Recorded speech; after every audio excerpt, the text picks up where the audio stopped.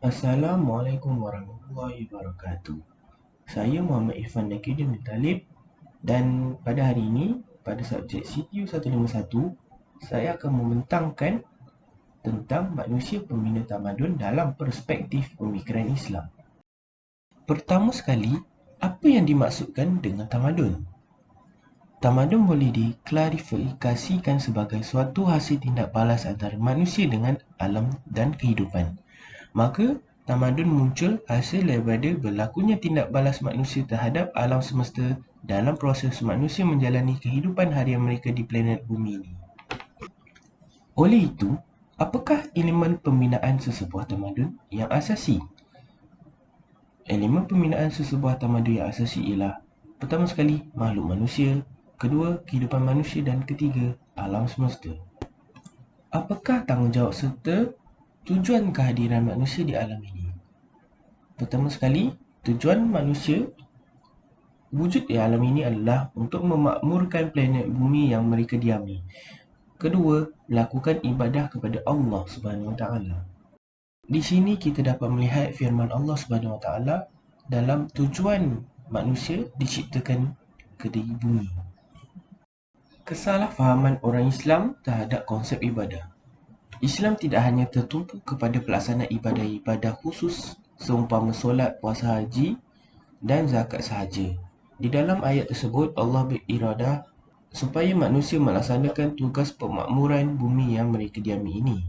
Kerja-kerja selain ibadah khusus sebagai contoh pemakmuran bumi juga ibadah kepada Allah, kerana kerja berkenaan juga adalah termasuk dalam suruhan Allah.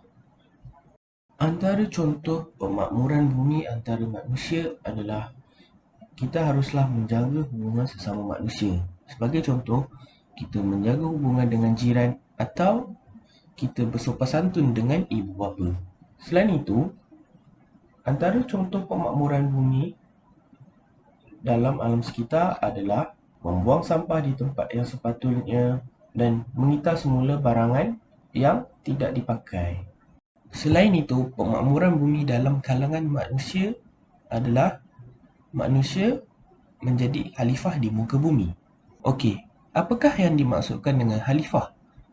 Dari segi istilah ialah generasi manusia yang dipilih oleh Allah Subhanahu Wa Taala sebagai penggantinya untuk mentadbir, mengurus dan memakmurkan bumi ini dengan menjalankan syariat Allah Subhanahu Wa Taala sama ada di peringkat keluarga, masyarakat dan negara. Selain itu, mengapakah Allah menjadikan manusia sebagai khalifah? Kerana manusia mempunyai keseimbangan kejadian manusia.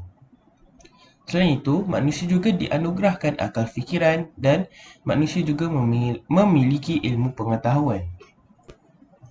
Apakah peranan khalifah di muka bumi? Pertama sekali, peranan kepada Allah.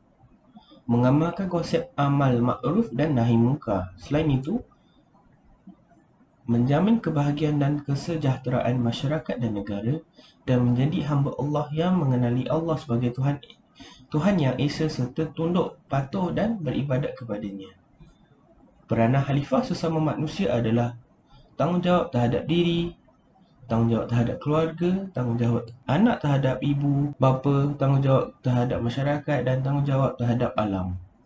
Oleh itu, kita boleh membuat kesimpulan bahawa tingginya kualiti atau rendahnya kualiti sesebuah tamadun yang terbina akan bergantung pada nilai diri manusia itu sendiri.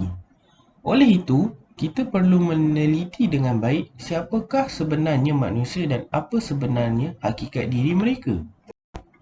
Daripada firman Allah di sini, kita dapat mengenali hakikat sebenar diri manusia. Penciptaan manusia terdiri daripada dua unsur yang berbeza, iaitu pertama sekali unsur material, kedua unsur non-material. Apakah yang dimaksudkan dengan unsur material? Unsur material adalah sebagai contoh penciptaan Nabi Adam daripada tanah, penciptaan keturunan Nabi Adam dari air mani. Unsur non-material pula adalah roh atau unsur kerohanian yang didatangkan secara langsung dari sisi Tuhan. Oleh itu, apakah fungsi unsur-unsur non-material? Ia memberikan ciri kehebatan dan keunggulan makhluk manusia dalam bandingan dengan makhluk-makhluk ciptaan Allah yang lain. Selain itu, mengapa Allah menjadikan manusia sebagai khalifah adalah disebabkan oleh manusia memiliki ilmu pengetahuan. Dengan kejadian dan kelebihan diri yang dianugerahkan oleh Allah SWT, manusia sepatutnya menangani pelbagai perkara dan menggunakan kaedah berdasarkan ilmu. Ilmu yang dituntut bukanlah semata-mata merupakan maklumat atau kefahaman berkaitan sesuatu perkara. Malah, ianya hendaklah diguna pakai untuk mencerminkan kewajaran manusia sebagai khalifah terhadap dunia dan Allah SWT. Ilmu juga adalah pelita yang mampu memberikan cahaya kepada manusia dalam kehidupan mereka. Ilmu dalam Islam hendaklah diguna hanya untuk mencari keredaan Allah dan memanfaatkan ilmu yang dipelajari untuk faedah diri dan kepentingan masyarakat manusia dan alam seluruhnya. Ilmu boleh dibahagikan kepada dua, ilmu fardu ain dan ilmu fardu kifayah. Apakah sumber-sumber ilmu?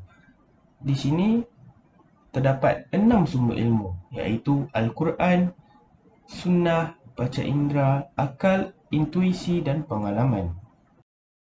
Antara tokoh-tokoh ilmuwan Islam yang dilahirkan.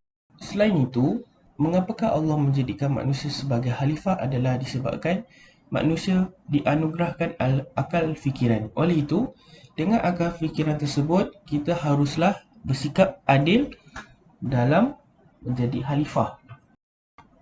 Sebagai contoh, manusia perlu bersikap adil terhadap persekitaran dirinya dengan meletakkan segala pada tempatnya yang sesuai bagi menjamin kejayaan di dunia dan di akhirat. Selain itu, sikap yang memberikan tumpuan kepada kebendaan semata-mata, sikap bermati-matian dalam kebendaan, sikap percaya kepada kebendaan sahaja dan menolak segala nilai-nilai luhur yang lain adalah dilarang. Dan ini kerana dalam perspektif Al-Quran, sikap kebendaan seumpama itu adalah warisan daripada budaya iblis. Apakah kesan mengabaikan sikap keadilan dalam diri? Ia akan menyebabkan menghakis aspek-aspek positif daripada diri manusia, menaburkan berbagai perlakuan manusia yang tidak sihat, mengganggu ketenteraman hidup bermasyarakat. Pembangunan diri manusia adalah penting untuk membina sesebuah tamadun yang tinggi dan berjaya. Dalam firman Allah, sesungguhnya kami menciptakan manusia dalam bentuk yang sebaik-baiknya, kemudian kami kembalikan dia ke tempat yang serendah-rendahnya neraka kecuali orang-orang yang beriman dan mengerjakan amal soleh, maka bagi mereka pahala yang tiada putus-putusnya. Oleh itu, terdapat dua unsur utama yang dapat melepaskan manusia daripada petaka abadi api neraka Jahanam, ialah keimanan dan amal-amal soleh atau kebaikan. Apa itu keimanan? Keimanan adalah mempercayai Allah SWT dan Rasulnya dengan pengucapan lidah dan kepercayaan dalam hati tanpa rasa syak dan ragu. Keimanan juga merangkumi seluruh rukun iman. Hikmah mempunyai keimanan adalah pendorong untuk berakhlak baik dan menjauhi maksiat. Mengutuhkan pegangan akidah dan iman adalah sumber ketenangan. Yang kita faham, amal-amal soleh atau kebaikan ini juga dapat disamakan dengan akhlak. Oleh itu, apakah yang dimaksudkan dengan akhlak? Akhlak dari segi istilah ialah membawa pengertian suatu ilmu yang menjelaskan erti baik dan buruk. Akhlak terbagi kepada dua bentuk, iaitu akhlak mahmudah dan akhlak mazmumah.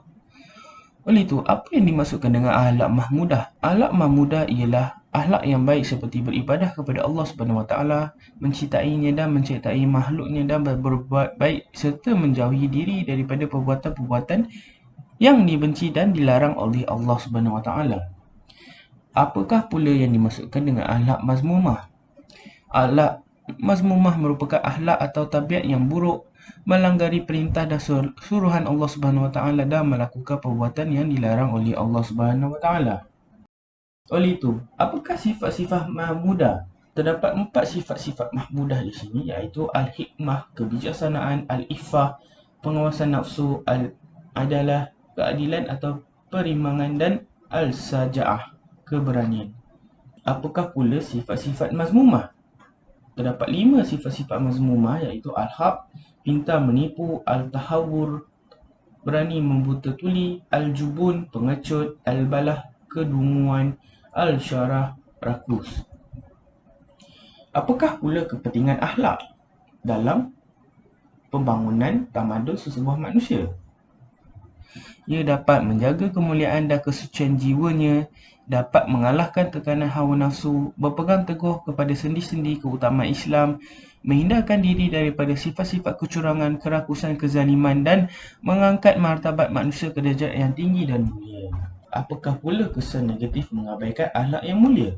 Membinasakan seseorang insan dan juga akan membinasakan umat manusia. Senang melakukan sesuatu yang merugikan orang lain, senang melakukan kekacauan dan mudah terjerumus melakukan perbuatan tercela yang akan membinasakan diri sendiri dan anggota masyarakat. Kesimpulannya, unsur kerohanian dalam diri manusia merupakan paksi sebenar dan hakikat sejati dirinya. Unsur kerohanian mestilah disuburkan dan dibangunkan seutuhnya dengan unsur-unsur keimanan dan amal soleh. Keutuhan iman dan kemuliaan akhlak yang menghiasi persada kerohanian ummah akan menjamin kemunculan dan kelestarian tamadun manusia yang berkualiti tinggi serta dapat menabur rahmat kepada alam seluruhnya. Sekian, terima kasih.